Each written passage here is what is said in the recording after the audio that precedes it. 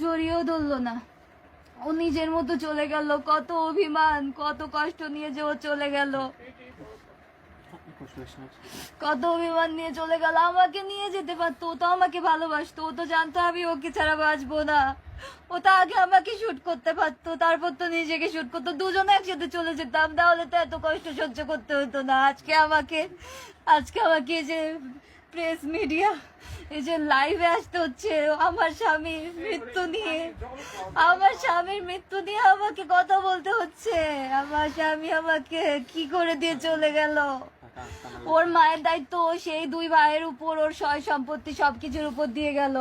আর আমার দায়িত্ব দিয়ে গেল ওই কয়েকটা স্বর্ণের উপরে। আমার হাজবেন্ড সৎ মানুষ ছিল, ওর স্বর্ণ বেশি নাই। আমাদের বাসা তো সিলগালা করা আছে, টিম ঢুকে হাজার হাজার মেয়ে আপনার জন্য কাছে, আপনার মতো যারা আমার স্বামী অনেক আফসোস নিয়ে মারা গেছে। ওর মায়ের প্রতি ওর একরাশ অভিমান ছিল যে মা কেন বুঝে না যে তার ছেলে কি সে সুখী থাকবে।